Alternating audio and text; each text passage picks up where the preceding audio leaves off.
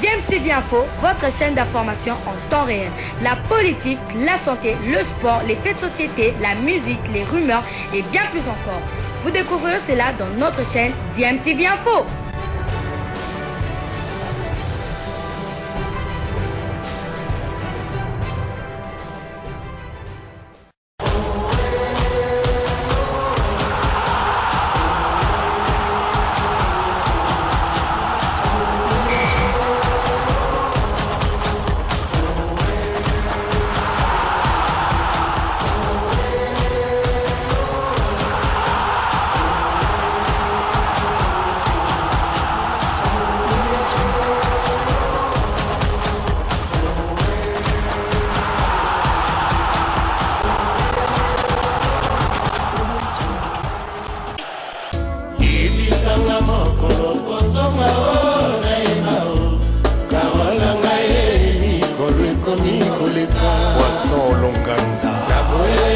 Vous êtes sur DMTV, bonjour ou bonsoir, tout dépend de l'heure à laquelle vous nous suivez. Tout plaisir est pour nous de vous retrouver et de savoir que vous êtes nombreux en train de suivre votre chaîne YouTube DMTV. DMTV qui vous propose ce sujet. Nous voulons revenir sur les années de gloire du basket féminin de la République démocratique du Congo, du Zaïre, aujourd'hui devenu République démocratique du Congo, parce que l'histoire, on ne la change pas. Souvenons-nous de nos vaillantes basketteuse, 3 fois championne d'Afrique. Nous allons en tout cas faire un retour dans le passé pour voir ce qu'a été la grande épopée des basketteuses congolaises ou zaïroises, puisque c'est en grande partie en tout cas avec le Zaïre que la RDC a gagné ces médailles, les années de gloire de la République démocratique du Congo, du basket féminin congolais. C'est à l'époque Zaïre, à l'époque du maréchal Mobutu. Pourquoi aujourd'hui le basket n'est plus ce qu'il était dans le passé? Pourquoi? Qu'est-ce qui s'est-il passé? Est-ce que c'est à cause du mauvais leadership à la tête de ce sport, ou bien ce sont les dirigeants politiques qui ne mettent plus assez de moyens sur ce sport? Nous allons tenter de répondre à cette question, mais d'abord rendre hommage à toutes ces mamans qui ont en tout cas fait l'honneur de la République démocratique du Congo. Et parmi ces mamans, il y a même une maman qui nous a donné un international congolais aujourd'hui, parmi les meilleurs internationaux congolais et qui font la fierté de la République démocratique du Congo à l'étranger avec son club. Nous allons voir tout cela dans ce que nous vous proposons maintenant. Le Zaïre, où la République démocratique du Congo a eu à gagner quand même beaucoup de médailles, 3 médailles d'or et plus ou moins 4 médailles d'argent. Ça signifie que le Zaïre a joué au moins, ou la République démocratique du Congo, 7 finales, dont 4 perdues et 3 à gagner, avec une médaille de bronze, donc la 3e place.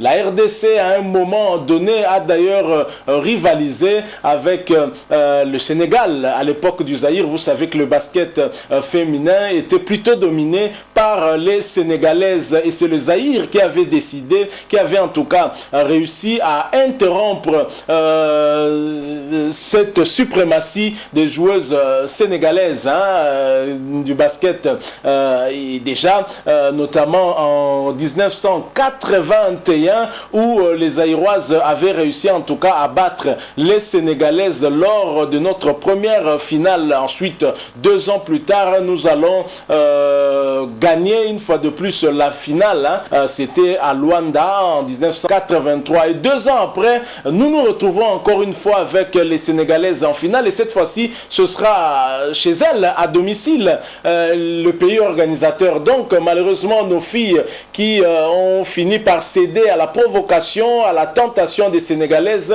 et ils se sont en tout cas tellement énervés. Il y a eu des échauffourées, il s'en est suivi la bagarre, et nos filles avaient refusé de jouer la finale, et le Sénégal a dû gagner cette finale-là sur tapis vert, ce qui a suscité beaucoup de réactions, et ça n'avait pas en tout cas honoré l'image titre de l'Afrique. Ça a même fait une honte. Mais il faut savoir que cette provocation n'était pas en tout cas tolérable de la part des Congolaises qui n'avaient pas en tout cas accepté cela. Ont préféré ne pas jouer la finale et laisser les Sénégalaises remporter cette finale. Alors dans le tableau des titres au niveau africain, le Zaïre de l'époque, la République démocratique du Congo d'aujourd'hui, occupe en tout cas la 3e position en ce qui concerne le basket féminin qui est dominé par le Sénégal avec 11 médailles d'or, 8 d'argent et 3 de bronze. Au total, le Sénégal a raflé à lui tout seul 22 médailles et le Sénégal est suivi en 2e position par le Nigeria qui a 4 médailles d'or, 0 d'argent et 2 médailles de bronze, ce qui fait 6 médailles au total. La RDC qui vient en 3e position a un peu plus de médailles que le Nigeria, sauf qu'on a moins en or. Nous avons 3 médailles d'or, nous avons remporté 3 finales et nous en avons perdu 4 médailles d'argent donc, et nous avons une médaille de bronze, donc 8 médailles au total. L'Égypte vient en 4e position, l'Angola en 5e, le Mali en 6e, Madagascar 7e, Mozambique 8e, la Tunisie en 9e, la Guinée 10e, le Kenya et la Somalie en 11e et 12e position, le Cameroun en 13e position, en 14e position le Ghana. Donc voilà, la RDC occupe la 3e position jusqu'à ce jour. C'est quand même un motif de fierté pour nous. Des statistiques qui devraient intéresser les plus hautes autorités de la République démocratique du Congo pour redorer en tout cas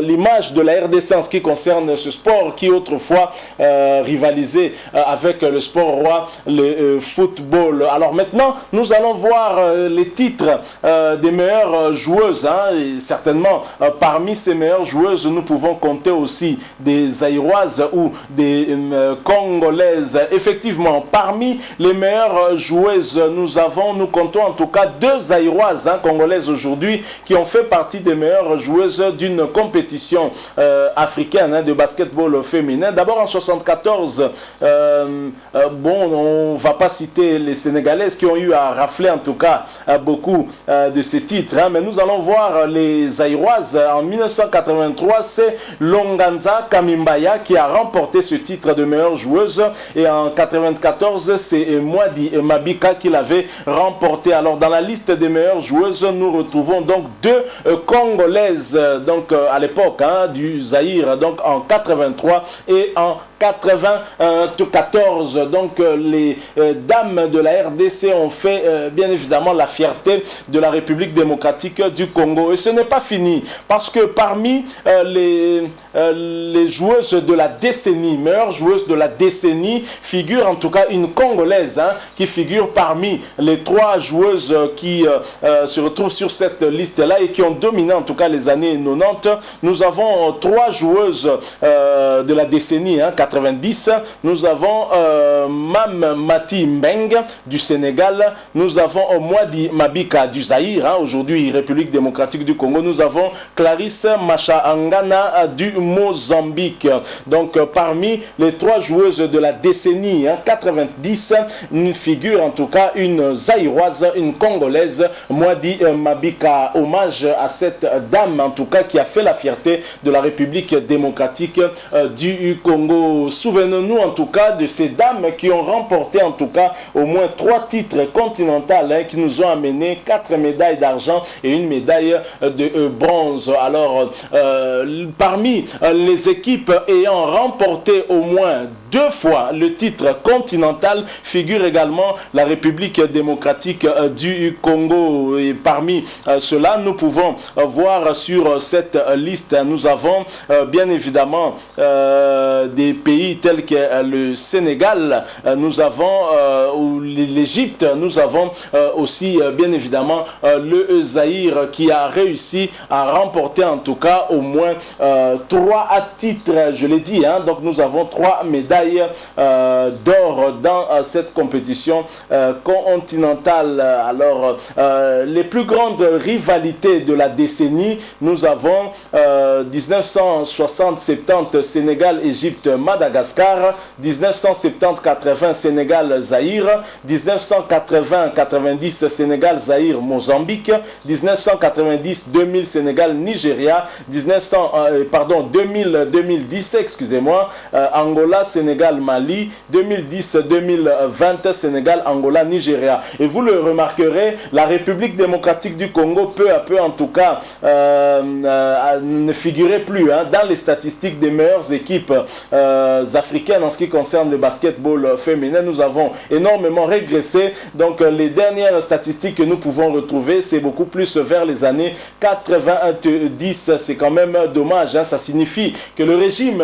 Kabila nous a fait régresser en tout cas de plusieurs années. C'est plutôt dans les années du régime Mobutu que nous avons eu à rafler en tout cas beaucoup de nos titres. Donc au regard de ces statistiques, le constat que nous faisons, je viens de le dire, est que le dernier titre remporté en tout cas par le Zaïre ou la République démocratique du Congo, c'était en 97, l'année de la chute du maréchal Mobutu et de l'arrivée du régime de l'AFDL avec Laurent Désiré Kabila et Joseph Kabila. Et en 2000, nous avons été troisième et jusqu'à ce jour, nous n'avons plus rien gagné. Alors là, plus rien du tout. Cela démontre que le basketball à l'époque du Zaïre rivalisait presque avec le football sport roi et tous les moyens étaient mis en place pour obtenir des résultats conséquents. Et même dans le projet de construction du stade des Martyrs, qui est un stade omnisport, le basket n'était pas en tout cas en reste, on ne l'avait pas oublié. Et aujourd'hui, c'est compliqué.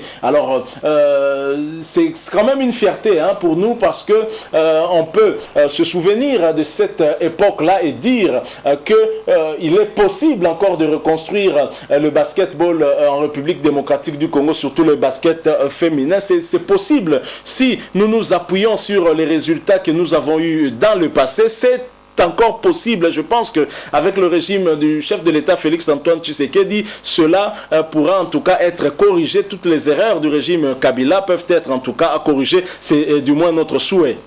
À l'époque du Zaïre, par exemple, on pouvait voir des mamans, des jeunes garçons s'adonner en tout cas à cette pratique, à la pratique de ce sport du basket dans certains terrains ici à Kinshasa, notamment à la place commerciale à Limete ou encore au stadium du 4 janvier, non loin du zoo de Kinshasa, dans la commune portant le même nom. Et notre équipe nationale de basket féminin inscrivit en tout cas ses lettres d'or dans les championnats africains et mondiaux avec des très grandes dames, des joueuses. Évidemment, la liste n'est pas exhaustive, mais nous allons quand même citer quelques mamans qui ont fait honneur à la République démocratique du Congo. Il y a parmi elles maman Marie-Claire Kamichelo Kayumba.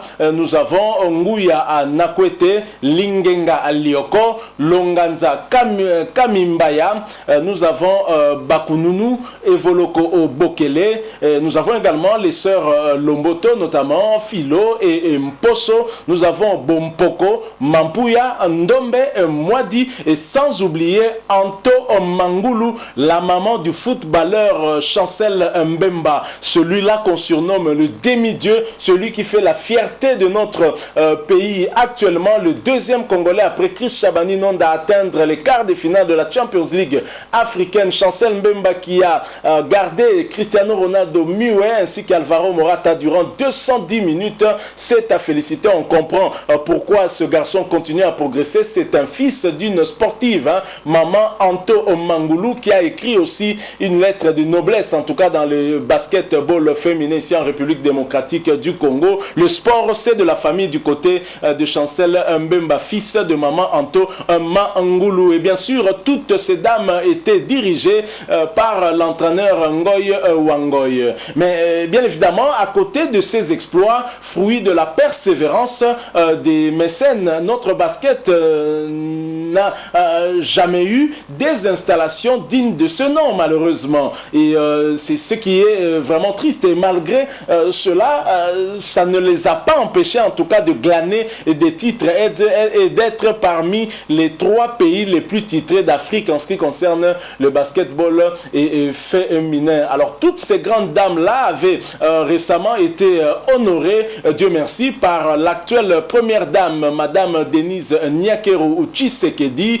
et celle-ci qui s'est souvenue de ces dames qui ont fait la fierté de la République démocratique du Congo. De la même manière que Madame Denise Nyakeru a honoré ces dames-là, nous espérons aussi que le chef de l'État va veiller à ce que sa promesse vis-à-vis des basketteurs masculins qui avaient remporté l'Afro-Basket sera respectée cette fois-ci avec le nouveau gouvernement dont nous attendons toujours la formation, le gouvernement Sama Alou Kondé. La basketteuse poisson Longanza Kamimbaya, notre ballon d'or 83, je dis qu'il y a eu 2 ballons d'or en République démocratique du Congo. Il y a eu maman poisson Longanza Kamimbaya en 83 et en 94 il y a eu Mwadi Mabika. Elle a fait la fierté des habitants de la commune de Lemba parce que justement elle est native de cette commune dont le club BC Tourbillon était le porte-étendard, et cette grande dame avait même été immortalisée dans une chanson. Elle a été dédicacée en tout cas par un célèbre musicien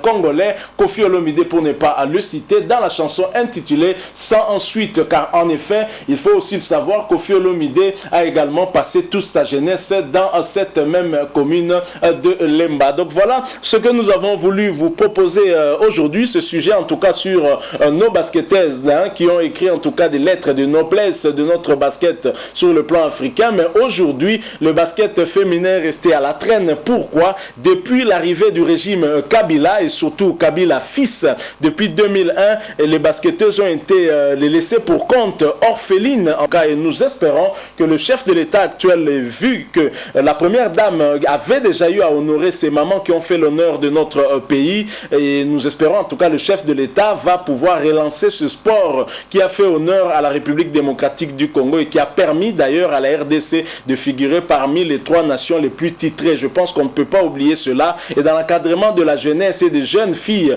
je pense que c'est très important de s'occuper de ce sport également. Merci à vous qui nous avez suivis. Nous espérons qu'avec ce sujet que nous venons de vous proposer, vous vous souviendrez désormais de nos vaillantes basketteuses qui ont été 3 fois championnes sur le continent et à 4 reprises ont obtenu la médaille d'argent et une médaille de bronze. Et parmi ces mamans, il y en a une qui nous a même donné un joyau, Chancel Mbemba, surnommé Demi-Dieu, qui est l'un des internationaux congolais qui fait actuellement la fierté de la République démocratique du Congo. Honorons nos mamans et aimons-nous vivants. Merci beaucoup à vous qui nous avez suivis. Si vous avez aimé, laissez-nous un like.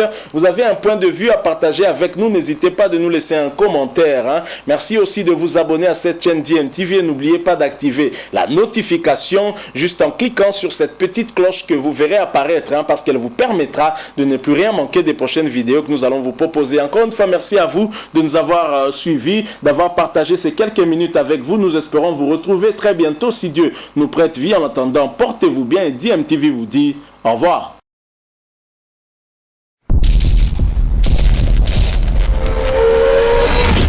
Bilile le kamalo bana ebele.